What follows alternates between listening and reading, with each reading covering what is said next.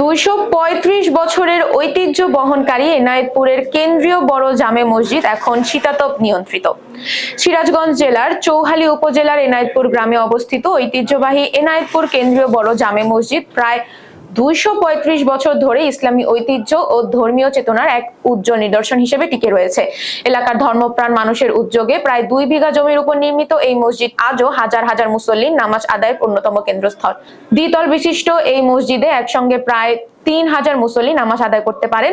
রয়েছে সুসজ্জিত ওযুখানা এবং গাড়ি পার্কিং এর ব্যবস্থা। দৃষ্টিনন্দন স্থাপত্য শৈলীর কারণে মসজিদটি দেখতে এবং নামাজ আদায়ের প্রতিদিনই বিভিন্ন অঞ্চল থেকে মুসল্লিরা সমাগম করেন।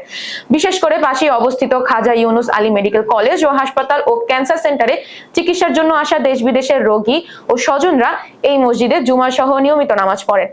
মসজিদে মুসল্লি শহীদুল ইসলাম জানান, প্রধান ফটকে একটি বড় গম্বুজ এবং 4 কোণার 4টি ছোট গম্বুজ রয়েছে। সীমানা প্রাচীর জুড়ে 30টি ছোট গম্বুজ ও পিলারের লতাপাতা খচিত কারুকাজ মসজিদটির সৌন্দর্য আরো বাড়িয়ে তুলেছে। প্রথম দিকে কাশফুলের ছন ও বাঁশ দিয়ে মসজিদটি নির্মাণ করা হয়েছিল। পরবর্তীতে টিন শেডে রূপান্তর এবং 2007 সালে এটি পাকা দ্বিতল ভবন হিসেবে নির্মিত হয়। বর্তমানে মসজিদটি শীতাতপ নিয়ন্ত্রিত, আধুনিক ও দৃষ্টিনন্দন। ঐতিহাসিক ধর্মীয় ঐতিহ্যের ধারক এনায়েতপুর কেন্দ্রীয় বড় জামে মসজিদ আজও আধ্যাত্মিক বাতিঘর হয়ে পথ দেখাচ্ছে আগত প্রজন্মকে।